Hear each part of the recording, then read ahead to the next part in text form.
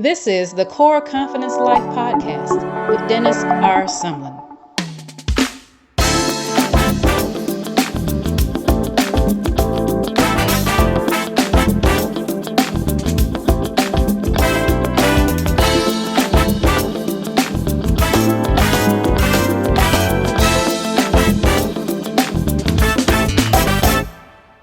Welcome to the Core Confidence Life podcast. You done did it. I'm your host, Dennis, Core Confidence Life host, broadcasting to you from New York City. Don't forget to follow us on social media. It's Facebook, it's Twitter, it's Instagram, YouTube, you know the deal. And of course, if you want to hear, actually, this is a good thing. I'm going to mention this right here.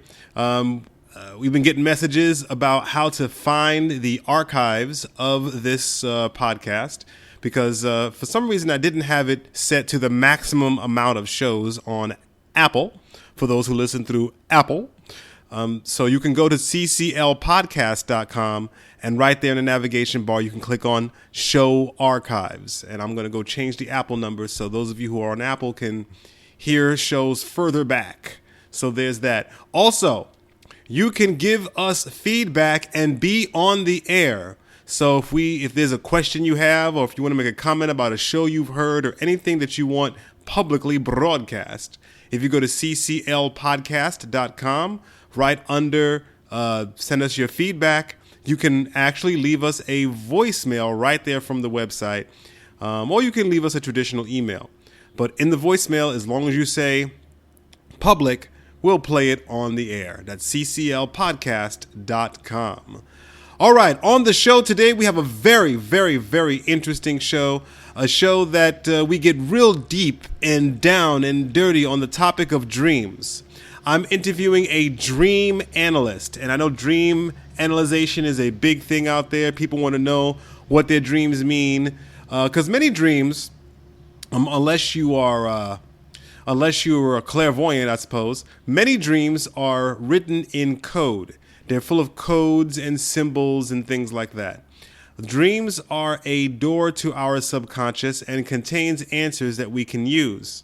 So on today's program, Layne Dalfen is going to come and talk to us about dreams. She is a dream analyst, and we get deep down into what your dreams are made of, what the symbols mean, and how you can make your dreams work for you. So get prepared, sit back and relax. This is a bit of a long one, but if you like dream analyzation, like getting into your self-conscious, figuring out what signs and symbols mean, you're going to like that it's long. That's right. You'll like it long. So we're going to go right into it, actually. And of course, if you have any comments about this show or any other show, cclpodcast.com, leave us a voicemail if you want to be on the air. I just said that. Let's not be repetitive. That's right. Let's analyze some dreams now with Layne Dalfen. How you doing, Layne? I'm doing great, Dennis. Thank you for inviting me. Oh, definitely. And this is an interesting topic. As I was meandering on with you before we started the show, that I'm into all these spiritual things and numerology and astrology and all this, but I haven't really had dreams play a major role in my life since I've been a kid. So talking to a dream analyst, it will be very interesting to see how this goes as far as how you analyze dreams. So And never too late to start. Never too late to start, all right? So, no kidding. So what do you think is the most important thing we can learn about dreams? Well, I think to begin with, the most important thing I have to say, especially since most people don't even realize this, a dream is a conversation that you are having with yourself concerning a very specific current issue this week in your life that you are attempting to problem solve. And the solution to the issue, whether it's that you want to break off with your girlfriend or you want to quit that job or whatever it is that's going on in your life, the solution to the issue, of course, arrives in your unconscious mind before it gets to your conscious. So if you could only understand what the heck you're trying to say to yourself, and that's the reason I'm here, then you can propel your problem solving skills because you're going to get the answer faster. So it's your subconscious talking to you, and you're talking about it's talking to you about something you need to know in the week? This week, that's right. So the same way that you wake up in the morning and you prioritize your day, who do I have to call? Who do I have to email? What do I have to do today? You prioritize your day. The unconscious mind works exactly the same way. Probably each of us have, I don't know, 10, 15, 20,000 things happen to us in a day. And I'm saying that number because I want to include every time the phone rang, every time you went to the washroom, every time you changed a thought, every time you turned on the TV, every time you looked at your phone. If you add them all up, these tiny little events that happen during a day, when you go to sleep tonight, your unconscious mind is going to prioritize that one thing that's bugging you the most. And you don't realize it because they may seem different, but all of your dreams tonight, that's you testing out different possible solutions and responses to that very specific current issue. So I'll just continue on to say to you that, so the first goal in my business, the first goal is to help the dreamer uncover what situation in your life today triggered this morning's dream. And I do that by asking you a series of questions. And I also have 6 basic points of entry, I call them.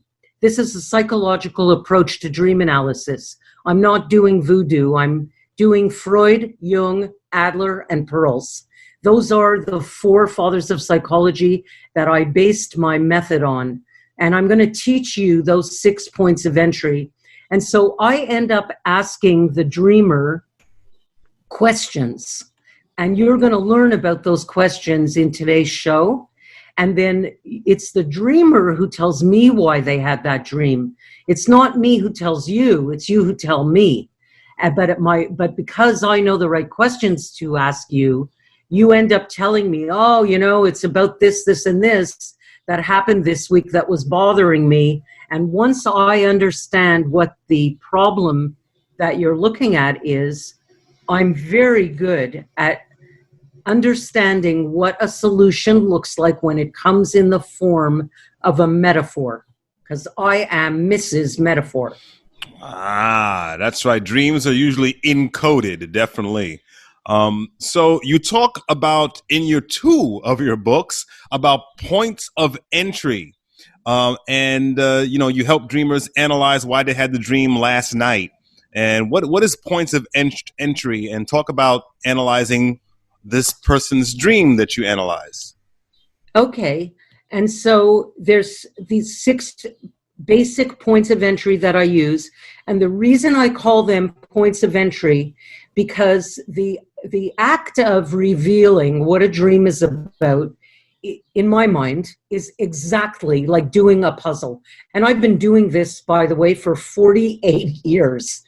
And so, I so happen to be a person that loves puzzles and mysteries. And if you're that kind of person who likes games and puzzles, you're going to love dream analysis. And the reason I call them points of entry is because you try one piece. It's exactly like doing a puzzle. You put one piece in, it doesn't fit. So you take it out and you try another piece. And that's what this movement is like. So the first point of entry that I always try is the feelings, because if the dreamer is connected to their feelings, and I say to the guy who's dreaming that his wife was cheating on him, I'm going to ask him, how did you feel in the dream? And his response was, I feel betrayed. And he was married to his wife for 25 years. And so my next question was, can you think of something that went on in your life this week? Not necessarily with her, because you could be using the wife as a metaphor for somebody else or something else. And sure enough, it was a client that he had for the same amount of time, 25 years. and that client took his business somewhere else. And so he's dreaming about betrayal, but he's not using the client in the dream, because we don't do that normally. He's replacing using someone whose term, the length of the relationship is the same. In order to, and because the client, this is a guy who's not going to start acknowledging his feelings about how betrayed he feels about the client, but he would have no problem about connecting to his wife cheating on him and expressing himself. And so the dream using his wife is encouraging him to speak up to the client, using a scenario where the dreamer would never stay quiet. Never. Are you there? So yes, I'm here. So we've got his wife as a stand-in for the client, as a manifestation of his frustration with the client. Excellent. And the reason why your unconscious will choose something like that, and here I'm just going to interrupt myself for a minute to say that we are self-regulating organisms. And so I call this welcome to the human race, because in our waking life, we are adept at lying, sweeping, avoiding, and denying. And that's why I call it welcome to the human race, because that is just a function of who we are in our conscious waking life. But your dreams never lie to you. So the client takes his business somewhere else, and the dreamer, he pushes it down. He's not going to start talking about how he feels like crying because he lost this client. So he pushes the thing aside and denies his feelings. But so whatever it is that you are underreacting to in your waking life, your dream is going to overreact. And two things are going to happen. The overreaction, by the way, it's the nightmare. That's the overreaction. Or sometimes it's a recurring dream. And two things happen. One is a balance is created. And the second thing that happens is it usually succeeds in grabbing your attention, because your unconscious wants you to talk about what's going on during the day. And that's how it does it. It'll pick something like the wife cheating, because that's got the emotion the dreamer needs to let it out and start talking about it. That's actually very deep stuff right there. The symbolism, the kind of swapping out one for another, and how things stay in your subconscious, even though you may have shoved it down or you'll be maybe in denial about something. It's still in your system. That's right. And so let's go to the next one. The next one, because not everybody's in touch with their feelings. I do an awful lot of radio shows, and sometimes you'll get a caller call in and I'll say, how do you feel in the dream? Oh, I felt so frightened. And then I'll ask the dreamer, well, what do you think is making you feel frightened in your waking life? And don't be looking for something that's making you completely freaked out. Look for something that's making you feel a little bit frightened. And they'll answer me. Sometimes you get the answer, oh, there's nothing frightening me, because we're not always in touch with our feelings. So that puzzle piece didn't work. And now I'm going to go for a second point of entry, which is the symbols. And so when you hear a dream, including your own, you want to choose the point of entry that you feel the most comfortable with, because any one of them is great. They all work, and they all get you somewhere. So if the feelings don't work, try the symbols. I'm going to give you a one picture dream to give you an example of the symbols, okay? And I'll even include the solution. There's this guy, Steven, and it's a one picture dream. He's climbing up a ladder, and he's trying to get to the top of the ladder, but he's having such a hard time because there's paper everywhere, all of the sides of the ladder, and it's even blocking some of the steps. It's like ridiculous. There's so much paper. And he looks up at the top of the ladder, and he sees his college roommate from like 20 years ago. He hasn't seen the guy in 20 years, but it's his college roommate that's up at the top of the ladder, encouraging him up. And the situation that triggered the dream was the fact, and actually I'm going to even take the time to go quite deep here, so you get to understand the depth that you can go to with your dreams. And so I asked the dreamer, using a symbol's point of entry, very quickly, tell me the first 2 or 3 things that come to your mind about that person. What kind of person was he? And the first thing that came out of Stephen's mouth was, he was a real selfish, take care of me first kind of guy. And when a dreamer is talking, I'm writing like a maniac, because I don't want my language and my associations or my projections that come from my life experience. I want to know the dreamer's associations. So I wrote his language down perfectly. And then it turns out that his friends asked him to go see a movie, and Stephen said, okay. But you know what? He didn't feel like going to see a movie, but Stephen has a hard time saying no. And the truth is, he's got paper all over his desk, and he wants to work, but he told them he would go. And that night, he had the ladder dream. And the ladder dream, and the reason why he chooses his selfish, take care of me first roommate, college roommate, is because Stephen's unconscious mind is reaching for him to access that potential, I call it, that under-exercised aspect of Stephen's personality that knows how to take care of himself and speak up to say, sorry, I'm not going to go to the movie because there's work all over my desk, and I want to go back to work and take care of business. But he doesn't have that ability because it's an under-exercised part of himself, speaking up, I mean, and speaking about what he really wants to say. He's an accommodator and a giver. And so Jung would have called that take care of me first part of Stephen's self is his shadow. It's his under-exercised part. And all of us walking this earth have over and under-exercise aspects of our personality, because we come into the world whole. And the people that bring us up teach us that it's better to be one way than another way. And so we become disconnected from, or Frederick Perls would have called it, the disowned parts of your personality. But it doesn't mean they're not still there.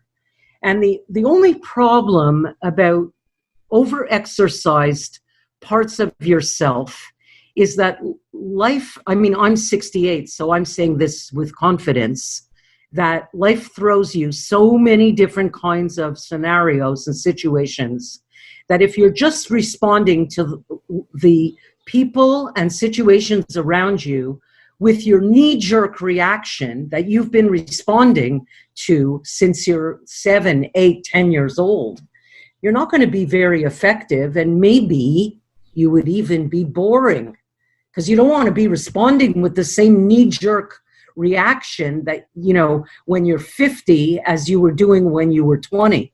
Do you agree?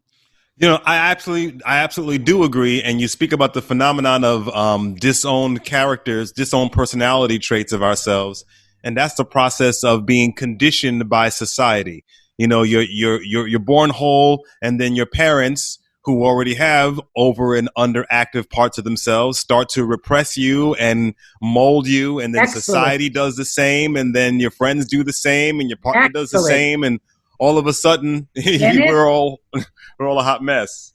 Dennis, you got me.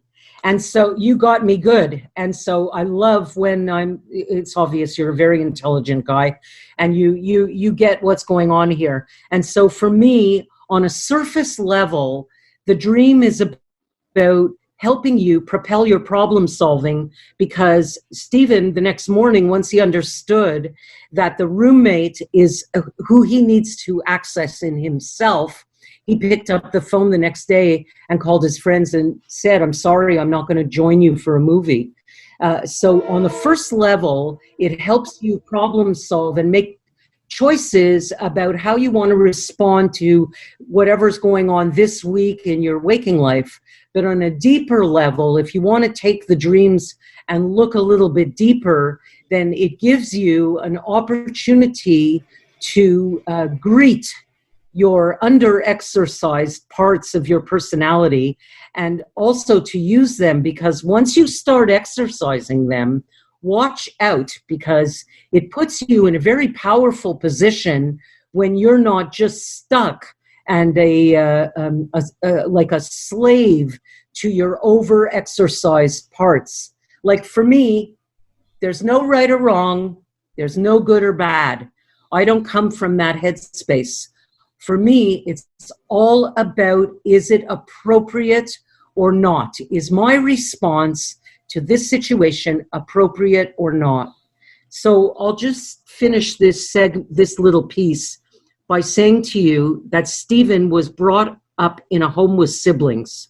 And if you were brought up in a home with siblings, it doesn't mean it's a have to, or that it did. It's not a definite, but there's a good chance that if you were brought up with siblings, the message you got is that it's not okay to be selfish, because you hear sentences like, go share your toys with your brother, go look after your sister. So you get trained about accommodating, and you become under-exercised in paying attention to yourself.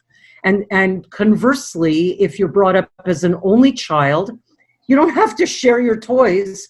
And anyway, your whole existence is that you don't have to share your parents' attention. And so your whole life experience about being in a house with siblings or being an only child already sets you up for your level of comfort or discomfort about accommodating or not accommodating. So many people that are big accommodators and don't know how to say no, and they're always saying yes, even when they don't really feel like saying yes, there's a good chance that that's what happened from their past. And you need to be able to look at each life situation, you know, and make a decision about what's the appropriate response for this. Like, I was brought up by European parents. So the message I got in my childhood was, don't open up that big mouth. Because if my father was yelling at me and I was 6 or 7, I could not look at him and say, excuse me, I don't like how you're talking to me. I'm going out for a walk and I'll be back soon. Like, that would have been considered disrespectful, and I probably would have landed up punished in my bedroom. But if my husband, Andy, if he opens up a big mouth to me, like my father may have, because both of them my father was the sweetest guy, but he had such a temper. And my husband is the sweetest guy, and he also has a temper. So if he opens up a big mouth to me, do I need to stand there shaking in my boots like I'm 7 and he's my father? It's not an appropriate response. The guy is my equal, and I need to be able to speak up.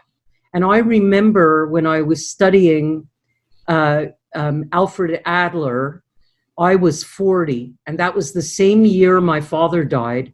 And one day, Andy, I'm not even going to say we had a fight. I'm going to say Andy had a fight with me, and he opened up that big mouth, and I did not respond because I was responding at 40 still with my knee-jerk reaction of shutting up, because I was under-invested in speaking up and over-invested in shutting up. And so I didn't say a word, but I went to sleep and I dreamt about an aunt of mine who had already been dead for like 15 years at that time. But when I asked myself, using the symbols, what is it about her personality that comes to my mind, I would still say to you even today, she had the biggest mouth. Like, if she didn't like you, she had no problem letting you know. And also, if she loved you, she would tell you. She was a very expressive person. And because I understood that she was the solution to my problem, I woke up the next morning and I went to Andy. I didn't turn into this big assertive person like her. And neither will Stephen turn into a big selfish guy like his roommate. But it's the beginning. It's like your first time in the gym using a muscle you haven't used before. it's not that easy, but I'm not here to say that change is easy. I am here to say that change is possible. And so I just said to him, could you please not yell at me like you did last night? It makes me feel like I'm 7. I'm with my father again. But now that we are 28 years later, because this happened when I was 40, and now I'm 68, Andy would never talk to me like that, ever. Never. Because my response to him changed and got practiced over the years. And I have my own big fat mouth today, thank God, because I've exercised that muscle, and I'm not afraid to speak up to my brother, to my sisters, to my husband. And yet, if I have a meeting with a bank manager and I want money from him, my knee-jerk reaction about not speaking up about something about the bank manager's character or behavior that I don't like, probably my knee-jerk reaction would work better in that situation to stay quiet. Now this is great stuff. The symbolism and the underexpressed and overexpressed, and using dreams as symbolisms to bring forth character traits that you need to build on. And so you were talking a lot about points of entry and different, like the emotional one and the symbolism one. So what are some of the other ones, and which one do you find gives the most results? Okay, well, let's just, I'm going to sort of plow through the others. The action, I'm going to give you a real easy one, because the action, here's another great one. How about the woman who's dreaming, the whole dream is, her chair is in flames. And the whole dream is that her chair is in flames and she's jumping out of the chair, and also at the same time, it wakes her up. And that was someone who was really procrastinating. And so the dream is giving her a physical push, literally, by lighting her chair on fire to get that woman to get to work because she's not taking care of business. Or what about the person that says, I'm trying to run, but my feet are stuck? And then I'm going to want to ask that person, is the dream providing a rehearsal because there's something that you're trying to run away from that you really need to be staying still for? Or is the dream there because you are feeling stuck and you don't want to be stuck in whatever situation and you do want to get the hell away? So you always want to be asking the dreamer, but that's an example of an action point of entry. Then there's the plot about, how about this sexual dream? I know your listeners will like that. About this woman who dreams that she's having sex, unbelievably great sex with a guy who she said, quote, I would never sleep with in a million years, but it felt so good. So for her, it was about the sleeping on a boat, and my question to her was, what do you think you did that felt really great in the last week that you would have never done in a million years? So I took her language and shot her language right back to her, because you're having a conversation with yourself. So we don't want to use my language, we want to use hers. And it was the boat. She said that she doesn't really like boats, she thought, and certainly she would never sleep on a boat. And the husband got a boat, and they spent the weekend sleeping on it. And that rocking motion and the whole sleeping on it, so there you have the image of bed and the rocking, and it felt so good. It was a turn on. So if that's the kind of language that you're using, that you felt so turned on, then don't be surprised if you have a sexual dream. Yeah, that's a very interesting one, and that's because she took a chance and did something she said she wouldn't do, that really had nothing to do with sex at all, and let alone a person she didn't even care for, but yet her mind coupled those things together in code. Right, because for her, when she says to herself in English, when she says to herself, "Oh my God, that was so delicious," or "That was so good, that felt so good," her unconscious, even when she's awake, doesn't realize it, but your unconscious is flashing a picture, and you might not be able to see it during the day because you're distracted. But at night, when you go to sleep, all the distractions disappear and you get to see what you're thinking. So if she says that was like amazing, it's like sometimes my husband is an incredible cook, and sometimes he'll serve something and I'll take a bite and I'll say to him, "I swear to God, I'm having an orgasm." So I'm talking about how good the food is. I'm not having an orgasm, for goodness sake. But if you speak like that, or those are your associations to what feels good, then that's the images that's going to appear in the dream. Yeah. Yeah. All and right. So wow. That's cool. My favorite repetition is, and then there's only one left after this. The repetition is, you remember in school, read it, write it, recite it. Read it, write it, recite it. That's how we learn. We learn by repeating. And your unconscious does the same thing. So in 2004, when my first book came out, 2002, I was invited to go to New York to be on Good Day New York.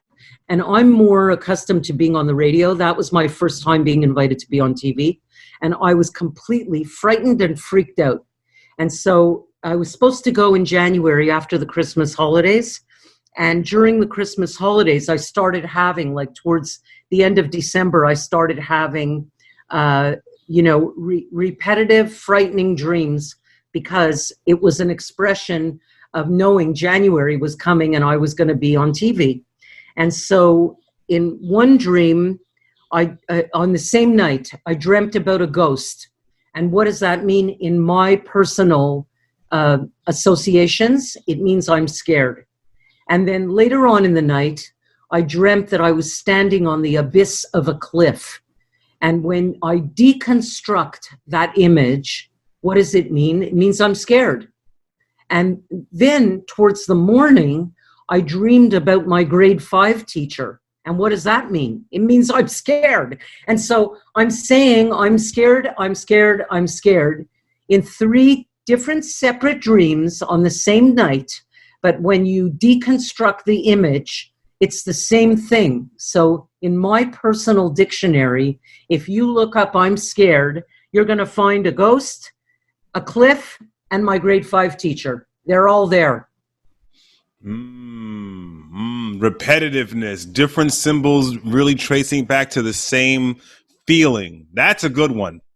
That's a good one. It's like looking at, it's like a thesaurus, because but the our images and memories, like your unconscious is holding every single memory and association that you've ever had since you're born, and that's that's a database, I call it, for those people that are under 35 or 40. And for those of us that are over that age, I call it a filing cabinet. And when you want to say something to yourself, the filing cabinet or database opens up and you use all these different, millions of memories, associations, and images that are as unique to you as your fingerprint. Nobody else walking the earth has exactly the same feelings and associations to images as you do. Even if I ask you about a cat and you tell me that you don't like cats, and you ask me about cats and I say to you that I don't like them, it will not cover the actual feelings or life experience that each of us has had with cats.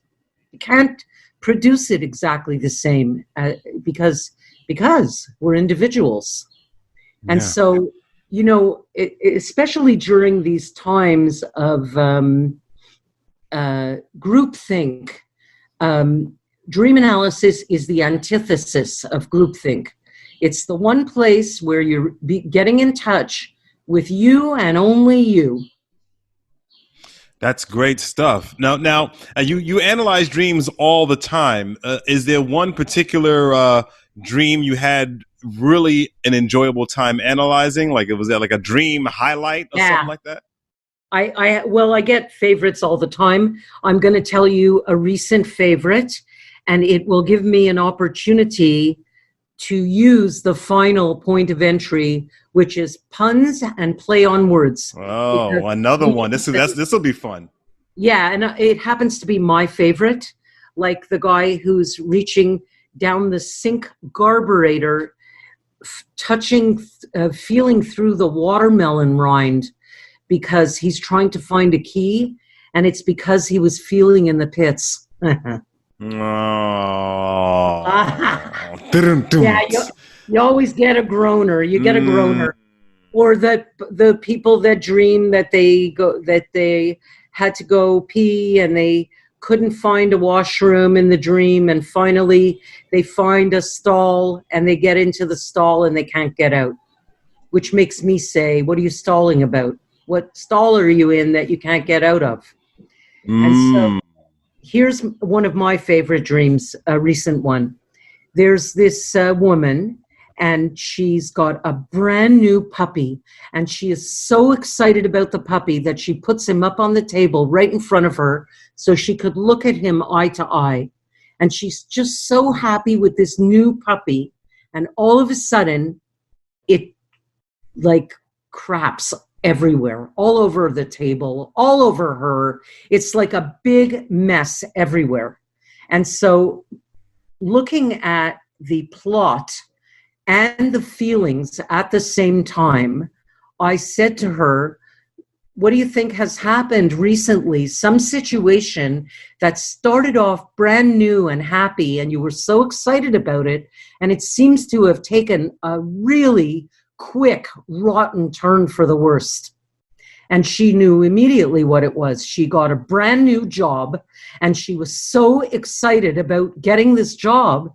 And after she was there 2 or 3 days, realized that she was working for a really abusive guy who was like, to keep it clean, who was crapping all over everybody, including her.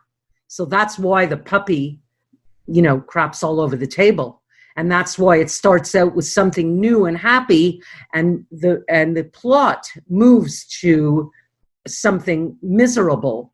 And so one of the ways that you can find I don't want to use the S word. Are you allowed to use the S word on your show? You can say any of these alleged profane words because freedom of speech. We're grown folk here.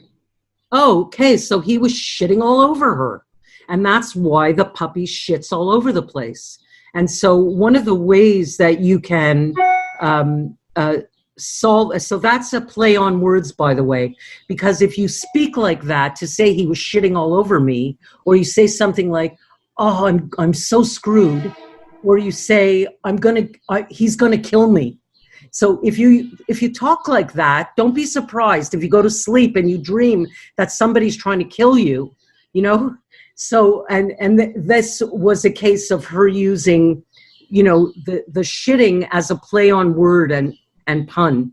And so one of the ways that you can find a solution in the dream, and my personal favorite, is to take the dream as it is out into your waking life and solve the problem in waking life. And so I asked her, if you really had a puppy and you really put him on the table and he really shit all over the place, what would be the solution? What would you do? She said, I would take it off the table. That's what she said. And so I asked her, what does that mean? Take it off the table. What does it mean for you? Dennis, do you want to take a guess? What does that mean? Take it off the table. Let's see. That could mean get rid of it. I don't want it as an option. Thank you. I'm applauding. That was her definition of take it off the table. She said, when I use that expression, it means something is not negotiable. I'm done. it's off the table. And because she understood that, she woke up and not woke up, but when she left the appointment with me, she quit the job. Yeah. This reminds me of when I speak about being in touch with your spirit guides and all the spiritual phenomena that I speak often about. I always say that your spirits speak to you in the language that you understand, and they send you your special abilities in the form in which you can best receive it. And so it sounds like your own mind does the same thing. The language you speak is the language they're going to communicate to you in your dream.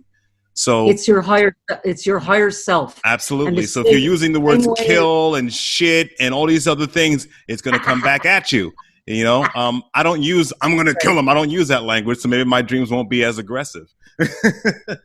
Right. Exactly. And, and even then the person is not like, I just had a woman just yesterday, actually, who dreamt that somebody was trying to kill her, and it was because she's doing something for somebody, and turns out that it's taking too much of her time, and she's feeling depleted, and she wants to say so, but she's afraid that if she speaks up about how she was really feeling, the person's going to kill her. But so that she's not going to get killed literally, but she's just using that expression, and of course she dreamt that somebody was trying to kill her. Yeah. I've cultured myself out of using those kinds of words as metaphors, but that's just my own personal preference. So how does somebody know when their dream interpretation is actually the right one? Because you get an aha, what some people call an aha, like your interior, it. It's like I feel like I feel like I thought I said this, but I'm not sure if I actually did. I was going to say the same way as we avoid and lie to ourselves during the day, your unconscious is never lying to you, and your interior knows it. You feel it. Like, because when I talk to a dreamer, I always cannot impress upon them enough to not take my projections. Don't get married to my projections that come from my experience and my life. You want to feel what resonates with you. And if it so happens that we connect in a similar way and you connect to my projection, well, great. But if you don't, you want to be looking for something else that's nailing the way the dream made you feel. Now, I know that, when someone goes to a dream analyst or even a numerologist or an astrologer, whatever this is, they are looking for maybe some validation on how they feel and what they're going through, but they're also looking for certain types of solution-based answers. And I know that solution-based answers is one of your focuses here. So tell us more about, how do you find solutions within the dreams that you're having?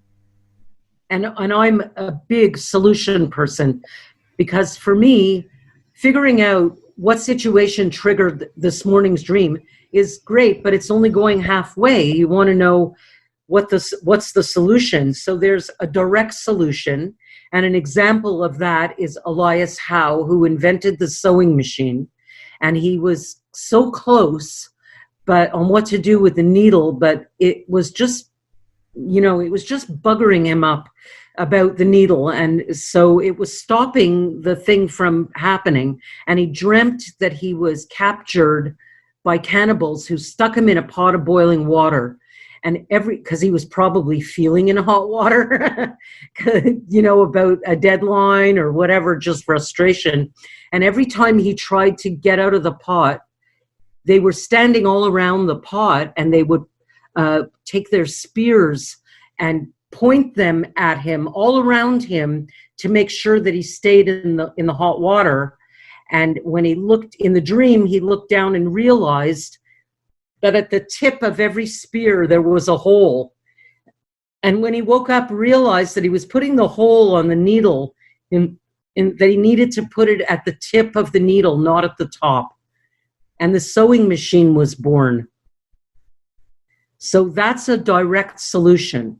And we have Paul McCartney, who thought of Hey Jude. He got the melody to Hey Jude in a dream, and countless, I mean, was going to say, it just, Dr. Jekyll and Mr. Hyde also came from a dream. So those kind of dreams give you a direct solution. And then I already gave you the example with the puppy about taking the dream out to waking life and solve the puzzle in your waking life in a metaphoric way to help you figure out what to do. The symbols we talked about when I talked about Stephen going up the ladder and needing to adopt the behavior of the knee-jerk reaction of his college roommate. Mm-hmm. So that's where you're using the symbols as a solution getting, okay? And the action in solution getting, what about this guy that is trying to pull a string out of his mouth, and he keeps pulling and pulling and pulling this endless string. And it's, even though he's gagging in the dream, he doesn't stop pulling on the string. And so that's an action solution, because the dream is encouraging him to speak up. He had something that had to come out of his mouth. And even though he was uncomfortable and gagging, it was still more important for him to follow the action of the dream. And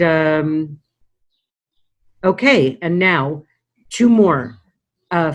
Freud, when you look at a dream, if you want to take a Freudian approach, once you understand what current situation the dream is addressing, you can do Freud's free association, which is the exact same thing as, those, in bingo, that big cage with all the balls bouncing around in it. Mm-hmm. When you do free association, that's what you want to imagine, that all your memories from your whole life are just bouncing around in this big cage, and you sit down in a chair, you close your eyes, you think about your dream and the situation in your waking life this week, and you think to yourself, what does this remind me of? What story comes to mind from my life? And I promise you, it's not random. The unconscious is so sophisticated, it blows me away 48 years later, the same way as it did when I was 20. Same. Because it's not random what ball pops out. Like, the memory that comes out is the memory you need. And so you get, when somebody gives me a memory from when they were 25, I will ask them to think that that's good, but now I'd like you to think even farther back. If you can think of some childhood memory that today's situation reminds you of or made you feel in a similar way. Because if you catch your memory, then you can, as an adult today, revisit if you think that you got the right response from your parents, or I should say the appropriate response.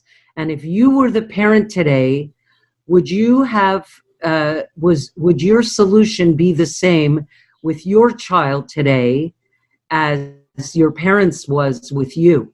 Because that's the way that change happens.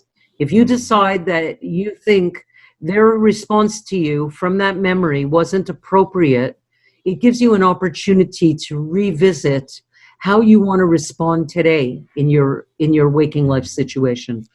Wow, this is really good stuff here. Now, when we speak about dreams, there's a lot of typical things that go on with people and dreams. And I know we've mentioned some of this in passing, nightmares, reoccurring dreams, when dead people show up in your dreams. And we've mentioned a little bit of it, but I want to go into a little bit more detail about why those particular common types of dreams come up. Like, why do we have nightmares, and why do dreams repeat on us for over years and years and years, like the falling dream and stuff like that? Right. Okay, I'm going to answer that question, but you can already tell I'm a type of girl that if something got left behind, I have to go back and pick it up. So I just want to say about the Freud thing is that I used to have a teacher, and I'll never forget this, that she said to me, you want to line up all the trash cans and you want to make sure that you throw the garbage into the right can. So in the previous example that I used earlier in the show about my knee-jerk reaction, and your knee-jerk reaction never goes away, by the way. You don't want to judge it. You want to say hello to it. And so if my knee-jerk reaction is to shut up, right? And then I have a thing with Andy or somebody else who opens up a mouth to me and I don't like the way they're speaking to me.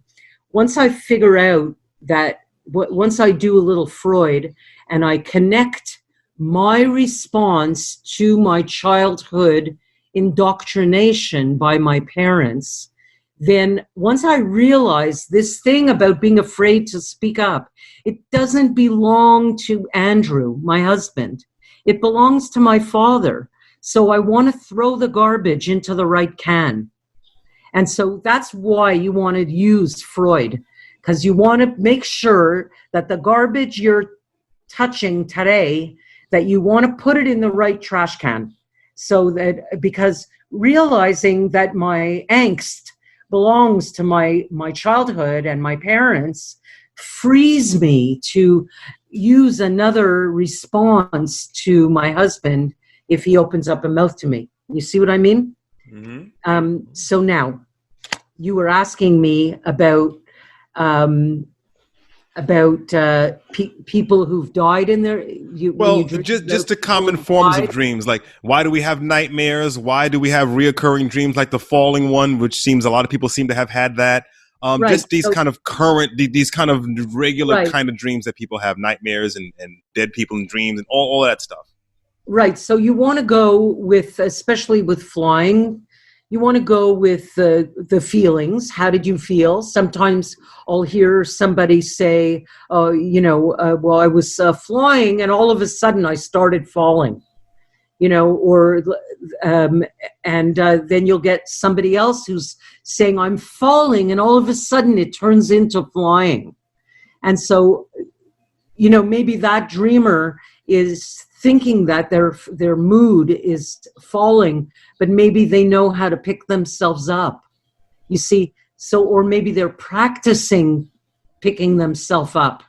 So you want to always attach the dream, even though the images that we use have commonality. That's very Jungian, but that's good. Archetypes are good, but you want to be able to attach the archetype to the situation that's going on in your life. Mm-hmm. So that, so I always want to ask somebody who's flying, are they flying away from something? Are they flying to something? Are they flying and falling? So you want to hone in on how that dreamer is using that image. And I guess the same would go for nightmares, what we call nightmares, scary dreams or traumatic dreams. Nightmares are what I said earlier in the show. A nightmare is the overreaction to your underreaction. It's the balance of something that you are not in touch with, or that you are in touch with and you're not expressing. And when you get a nightmare, it's very important, because if you get a nightmare that there's like, that you're just screaming your head off at somebody, it's not because you may need to be screaming your head off at somebody. It's more probably because you need to say something to express yourself and you're saying nothing. So the dream is going to compensate and, put you in a situation where you're absolutely screaming. Yeah. Because maybe it's creating a scene where somebody's being attacked and there's nobody around. And so the dream is making you scream, but really it's giving you a rehearsal to speak up. Yeah. Yeah, it's the same as the other ones. Now, here's a question that I've always had, and I don't know. Maybe you have the answer. Maybe I'm wrong about what I've heard in the past. Like, we dream every night, but it's just a matter of remembering it. When we wake up in the middle of it, we remember it. But if it plays all the way out and then we stay asleep, we don't remember it. So why do we remember some dreams and not others? What happens? What's that whole process? Well, there's a memory trace that's not working at the same capacity as when you're asleep as when you're awake. So there's a physiological reason why you wouldn't remember your dreams. And sometimes you don't remember because you get disturbed by the alarm clock. So there's several, and other times we just blow the dreams away.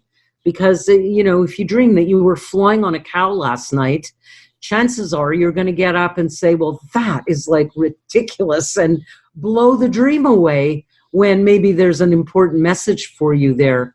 But some of the ways, just before we finish, I'll say that some of the ways that you can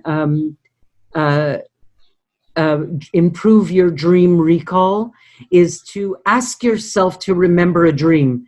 You'd be shocked at how important intention is. If you make a decision, you want to remember something, and I've given you plenty of examples that illustrate you don't need a big, long dream, because one picture really is worth 1,000 words. So even if you catch one image, you'll be surprised what you could get from that. So just leave paper and pen beside the bed, and don't get off the bed when you wake up. Just try and write down anything before you get up to pee. And I did that when I was a kid. Yeah. And if you go to my YouTube or just to my site, which is haveagreatdream.com, I have dream tidbits, and each of them is under a minute. Most of them are 45 or 50 seconds. And I've got maybe 20 of them, I think I have about 20 of them up on YouTube, and also on my site if you click on videos. And they give you these little lessons that you can learn in just 45-second bites. And if you go to Dream Tidbits number 1 and number 2, I have some exercises for you there that you can do to improve your dream recall. Watch number 1 and number 2. Oh, yeah. I know we're closing out pretty soon, but there are 2 questions that I do want to try to squeeze in here. Well, one is this idea of being able to be active in your dreams, like lucid dreaming. Like, some people are able to dream, and then instead of the dream kind of just running as a movie you're watching, you can actually take control of it and control the actions. Right, and some people become lucid or more inclined to become lucid, and some people not. So, for me personally, I'm like Stephen LaBerge, who's a big authority on lucid dreaming. Is that he doesn't care if you become lucid inside the dream or outside the dream, and you taking all the garbage and throwing it into the right can, that's a picture of what you look like. That's what lucidity looks like during your waking life. And in a dream, it might be that somebody's chasing you, and you make a decision because you are lucid to turn around and look at the person that's chasing you and saying, like, what are you doing? Who are you? Why are you chasing me? So, the dreams are giving you a rehearsal for how to respond in your waking life. And sometimes that lucidity is happening while you're asleep for some people, and for other people, like myself, the lucidity is happening during the day. Yeah. Wow. All right. And right quick here, what got you into all this? I mean, we spent an hour talking about all this great stuff, and I'm like, well, how in the world would you get into all of this? Like, what motivated you to get into analyzing dreams? Personal experience. It's much more that dreams came to me more than it is that I went to them. Because when I have four daughters. My eldest, Tina, passed away a few years ago. I had my first daughter, when I, just like 2 weeks after I turned 21, and she was born with Down syndrome. And the short story is that I am an avid dreamer who has incredible dream recall. And a couple of months after I had Tina, I became depressed. Hello? Of course I became depressed. And so I ended up in Freudian analysis with a brilliant psychoanalyst. And because in my early 20s, I wasn't so well able to articulate my feelings on any particular day, but I'm a dreamer. And I used to go into the sessions with a shrink, always with a dream. And that was the way that we started our discussions through dream analysis. And so my first experience was that I experienced Freud before I studied him. I experienced the guy because we did all that stuff. And then when I turned 30, somebody at the university here in Montreal said to me, wow, if you like Freud, you would love pearls. So I went to the Gestalt Counseling and Training Center, and I learned about how Frederick Perls looked at dreams. And then when I was closer to 40, I said, well, what about Alfred Adler? So you could tell I'm like a thorough kind of personality, you know, and then I became a member of the C.G. Jung Society and then the Association for the Study of Dreams. So I'm eclectic in my approach, and it's because I made some serious life-lasting decisions that I still today am satisfied that those are the decisions I made. And I did it all through dream analysis. So I got very turned on by the subject, no question. Oh, all right. And just as a point of review, as we close, what is your website again, where people can look at all the stuff, the videos you referred to, and maybe get you to tell them get you to tell so they can tell themselves what's in their head? Yes, and they can book an appointment as well. It's haveagreatdream.com, and I have my books. I have a book set out on Amazon and Barnes & Noble. And the first book is called the same, Have a Great Dream, Book 1, The Overview, and Have a Great Dream, Book 2, A Deeper Discussion. And Book 1, by the way, it's only like 100 pages. And it tells you exactly how to do it and gives you exercises. And then if you're a person like me who wants to look deeper into the subject, then you can buy Book 2, A Deeper Discussion. Excellent. Excellent. Well, thank you very much. I have certainly learned a lot because I like I said, I haven't really specialized or really bothered analyzing dreams in about maybe 25, 26 years. And so I've learned a lot, and I thank you for all your wisdom and insight. I'm so glad, and thank you so much for inviting me. And and even though you haven't remembered a dream in a long time, I bet you $10 in the next few days, you're absolutely going to get one now that we had this talk. Probably. And then you know who to call. Who are you going to call? Dream Busters. Yeah, that's right. All right. Thank you for coming on the show. Thank you, Dennis. If you'd like to be a guest on Core Confidence Life to share your talents, resources, or life lessons, just go to cclpodcast.com. That's cclpodcast.com and click on Be a Guest.